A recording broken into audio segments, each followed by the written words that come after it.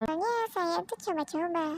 Punya temen, dia suka buka website ilegal. Passwordnya susah. Saya itu orangnya simple banget. Saya orangnya cukup berhati-hati sih. Cuman ya terkadang teledor aja. Kurang seperti ini dan saya ingin memukuli palanya. Jadi konsepnya saya ganti. Halo, nama saya Adi. Saya Resufa Moroid. Saya Dewi Karanawati. Saya Fitaru Zaki di sini. Saya Akbar Madani Firdaus.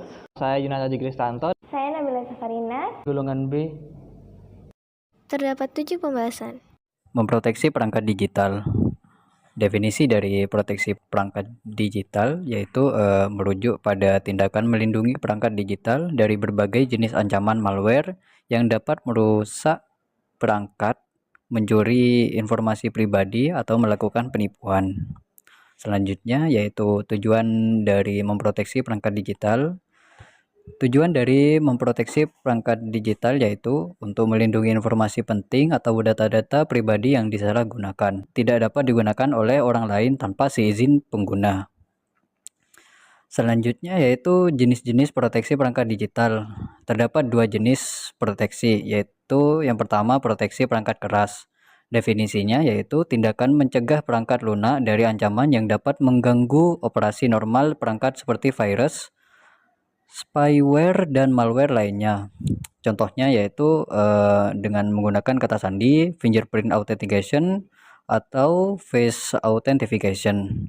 Yang kedua jenis proteksinya yaitu proteksi perangkat lunak. Definisinya tindakan proteksi perangkat keras meliputi instalasi pengamanan fisik, mencegah pencurian. Contohnya yaitu Find My Device, backup data, antivirus, dan enkripsi full disk. Selanjutnya yaitu perlindungan identitas. Sebelum menuju langsung ke perlindungan identitas, terlebih dahulu kita harus memahami apa arti dari identitas itu sendiri. Identitas adalah keterangan khusus mengenai seseorang, benda atau tempat tertentu. Di dalamnya juga terdapat data pribadi yang harus dijaga kerahasiaannya.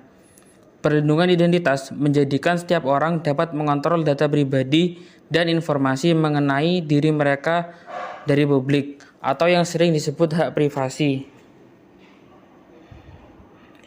Jenis-jenis identitas, data pribadi yang bersifat spesifik, yaitu data dan informasi kesehatan, biometrik, genetika, kejahatan, data anak, data keuangan pribadi, dan data-data lainnya sesuai dengan ketentuan undang-undang. Data pribadi yang bersifat umum, nama lengkap, jenis kelamin, kewarganegaraan, agama, status perkawinan, dan data pribadi yang dikombinasikan untuk mengidentifikasi seseorang. Mengapa kita perlunya perlindungan identitas? Karena pertama, untuk melindungi diri dari intimidasi online. Kedua, mencegah penyalahgunaan data pribadi oleh pihak yang tidak bertanggung jawab. Ketiga, menghindari potensi pencemaran nama baik. Dan yang terakhir yaitu memiliki hak kendali atas data pribadi. Jejak digital dan data pribadi di platform digital. Pentingnya menjaga data pribadi dan jejak digital di platform digital saat ini, kita sangat terbantu dengan adanya dunia digital. Tapi, di satu sisi ada bahaya yang menunggu. Cara menjaga agar data kita tetap terjaga kerahasiaannya adalah gunakan password yang sulit ditebak, berhati-hati dengan penipuan seperti phishing dan lain-lain. Selalu berselancar dengan mode incognito, ganti password secara berkala. Pahami dan menghindari penipuan digital. Ada 3 cara, yaitu mengetahui urgensi penipuan digital, mengenali dan memahami penipuan digital, memahami aspek, aturan, dan hukum.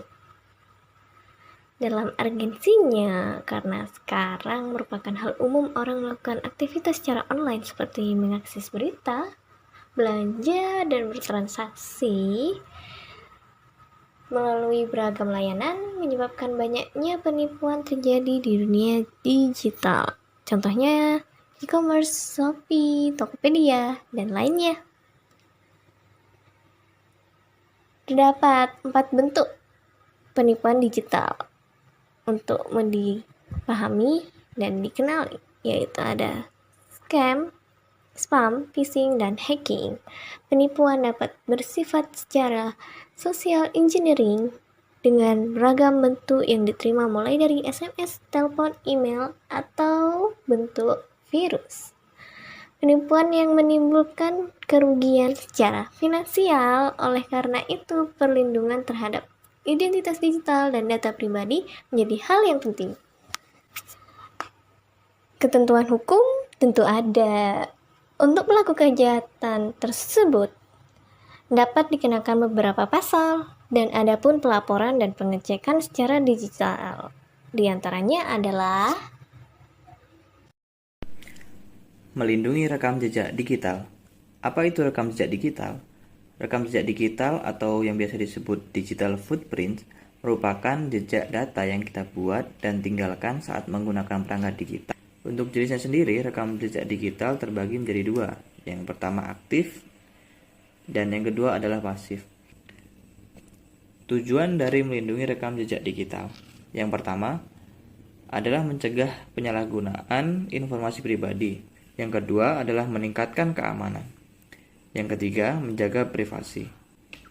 Yang keempat, menghindari spam dan iklan yang tidak diinginkan. Keamanan anak di platform digital. Definisi adalah upaya untuk melindungi anak-anak dan berbagai risiko dan bahaya yang mungkin terjadi ketika mereka menggunakan teknologi digital seperti internet, media sosial, permainan online, dan aplikasi seluler. Tujuan dari keamanan anak di platform digital adalah untuk meminimalkan resiko yang mungkin membahayakan anak-anak secara fisik, emosional, atau psikologis, serta memastikan bahwa pengalaman digital mereka positif, aman, dan bermanfaat bagi perkembangan mereka. Cara memastikan keamanan anak, ada beberapa praktik dan kebijakan yang digunakan untuk memastikan keamanan anak di platform digital, termasuk pengawasan orang tua atau wali, filter konten, batasan umur, privasi dan keamanan data, pemantauan dan tindakan terhadap perilaku yang tidak aman, dan pembatasan akses terhadap aplikasi atau konten tertentu. Tantangan keamanan digital. Definisi tantangan keamanan digital. Keamanan digital adalah proses untuk memastikan penggunaan layanan digital bisa beraktivitas secara aman dan nyaman. Internet dan media sosial memberi akses yang luas dan merata bagi setiap penggunanya untuk mencari informasi dan menghasilkan berbagai karya. Selain itu, terdapat tantangan dalam menggunakan internet atau media digital. Macam-macam tantangan keamanan digital. 1. Keterhubungan secara luas dan anonim atau berbeda dengan dunia nyata. 2. Sulitnya menghapus rekam jejak di media sosial atau dunia maya. 3. Penipuan yang memanfaatkan kelemahan pengguna. Dari pembahasan sebelumnya dapat kita simpulkan bahwa digital security itu penting agar kita terlindung dari penipuan digital, penyebaran data pribadi, dan pengaruh sisi negatif maupun positif pada anak. Terima kasih.